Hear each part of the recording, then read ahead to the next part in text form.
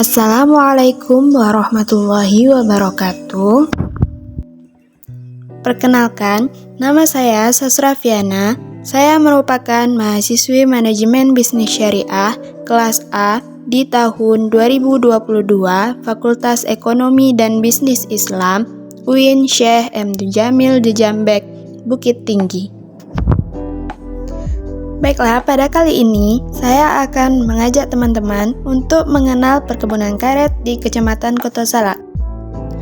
Kecamatan Kotosala ini memiliki 5 nagari, yaitu Nagari Ampalu, Nagari Kotosala, Nagari Padukuan, Nagari Pulau Mainan, dan Nagari Simalidu. Di kesempatan kali ini, saya akan mengobservasi perkebunan karet di Nagari Padukuan. Perkebunan karet ini berada di Kabupaten Tanmasraya, Provinsi Sumatera Barat. Awal mulanya, perkebunan karet pertama kali ditanam di Brazil pada awal abad ke-19 oleh Domingos da Silva Oliveira, seorang Portugis yang juga merupakan seorang ahli pertanian. Pengembangan perkebunan karet di Brazil ini kemudian memiliki dampak besar terhadap ekonomi dunia, karena Brazil merupakan produsen karet terbesar di dunia saat itu. Namun, pada tahun 1876, seorang berasal dari Inggris, Wickham, berhasil membawa bibit karet dari Brazil ke Inggris. Bibit tersebut kemudian dibawa dari Inggris ke Singapura, di mana tumbuh menjadi tanaman dewasa dan menyebar ke seluruh Asia Tenggara, termasuk Indonesia. Pada awal abad ke-20, Indonesia menjadi produsen karet terbesar kedua setelah Brazil, dengan warga Belanda menjadi pimpinan industri perkebunan karet tersebut. Perkebunan karet di Indonesia terus meningkat seiring dengan permintaan karet yang meningkat dari produsen mobil, pesawat terbang, dan industri lainnya. Selain itu, program pengembangan perkebunan karet pada masa Hindia Belanda juga dikenal dengan nama politik tanam paksa. Pada masa kemerdekaan Indonesia, perkebunan karet masih menjadi salah satu komoditas ekspor yang penting dan terus berkembang sejak saat itu. Saat ini, wilayah-wilayah seperti Sumatera, Kalimantan, dan Sulawesi menjadi pusat produktivitas karet utama di Indonesia. Industri karet juga telah berinovasi dengan mengembangkan teknologi baru untuk meningkatkan efisiensi dan produktivitas perkebunan karet, serta meningkatkan kualitas karet untuk menghadapi persaingan global. Perkebunan karet ini sudah termasuk mata pencarian masyarakat di Nagari Padukuan, Kecamatan Kotosala, Kabupaten Dharmasraya, Provinsi Sumatera Barat. Masyarakat yang berkebun karet ini tidak hanya orang tua saja, melainkan orang muda pun melakukannya supaya membantu atau meringankan pekerjaan orang tuanya. Berkebun karet itu kebanyakan masyarakat Nagari Padukuan melakukannya di pagi hari. Cara melakukannya itu adalah dengan menyadap atau melukai pohonnya. Setelah pohonnya dilukai, maka getahnya akan menetes sedikit demi sedikit dan lama-kelamaan akan segera terkumpul di dalam tempurung atau ember. Nah, tempurung atau ember ini kita taruh tepat di bawah sudu. Sudunya ini adalah tempat pengaliran getah dari pohon menuju ke tempurung atau ember tempat penampungannya tersebut. Nah, untuk menunggu getah itu penuh di dalam tempurung atau ember, itu menggunakan 7 atau 4 hari. Setelah 4 atau 7 hari, maka para petani akan mengumpulkannya di dalam ember dan mengangkutnya menuju ke bak getah. Cara pembuatan baknya ini dengan cara menggali tanah dengan berbentuk persegi 4. Setelah petani mengangkat getah dari tempurung menuju bak, petani terlebih dahulu memberikan tali di bawah supaya nanti getahnya tidak susah untuk diangkat. Setelah itu, petani akan menyusun getah tersebut secara bertumpuk-tumpuk sampai getahnya penuh memenuhi bak. Setelah baknya penuh, petani akan segera mencari air. Nah, di sini air dibuatkan bak supaya tidak susah untuk mencari air di perkebunan.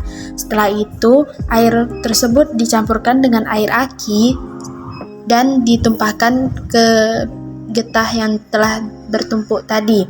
Setelah itu, getah tersebut akan membentuk seperti kotak, akan menyatu dan tidak bercerai lagi. Tadi kan satu-satu. Setelah dikasih air aki, getah tersebut akan membentuk persegi.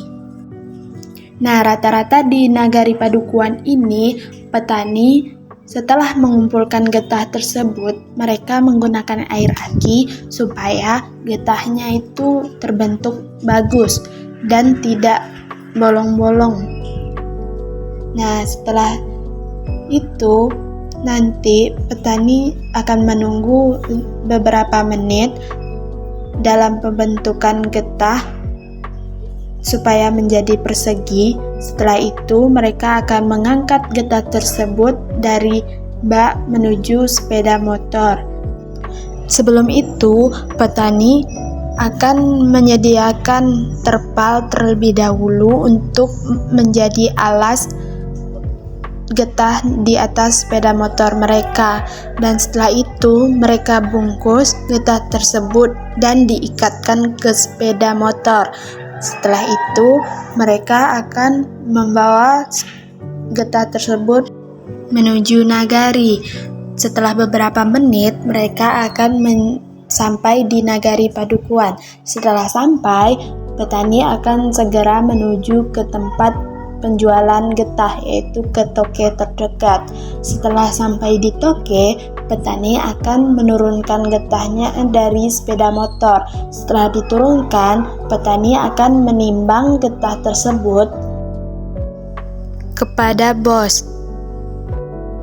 Setelah ditimbang dengan bos, petani akan menunggu bos menghitung berat getah tersebut. Setelah selesai dihitung oleh bos akan segera memberikan uangnya. Nah, seperti itulah proses pembentukan karet sehingga menghasilkan uang.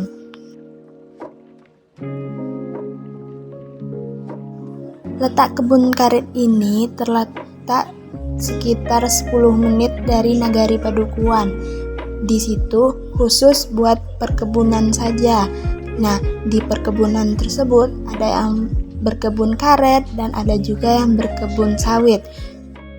Para petani di sini ada yang menderes karet milik pribadi dan ada juga yang menderes perkebunan karet milik orang lain, yaitu seperti orang yang merantau dari daerah lain menuju Nagari Padukuhan untuk mencari uang. Itu mereka menderes karet milik bos. Setelah seminggu nanti, terkumpullah karet tersebut dan akan ditimbangnya ke bos. Mereka akan mendapatkan setengah hasil saja. Mereka hanya mendapatkan setengah hasil saja. Tidak seperti orang yang menderes kebun milik pribadi. Kalau milik pribadi, mereka akan mendapatkan hasil yang utuh. Semuanya milik mereka. Nah, biasanya sebelum petani menderes karet, petani akan terlebih dahulu menghidupkan obat nyamuk supaya tidak terganggu oleh nyamuk. Karena di perkebunan karet tersebut terdapat banyak nyamuk. Perkebunan karet di daerah Darmasraya ini memiliki luas seluas 47.000 hektar. Pada perkebunan karet ini terdapat beberapa pohon yang besar dan ada juga beberapa pohon yang kecil. Pepohonan karet ini memiliki pohon yang sangat tinggi serta memiliki cabang di atasnya. Pohon karet ini juga memiliki dedaunan yang kecil, akan tetapi dia sangat rimbun. Dan terdapat beberapa pepohonan yang memiliki bebintik-bintik, akan tetapi tidak semua pohon.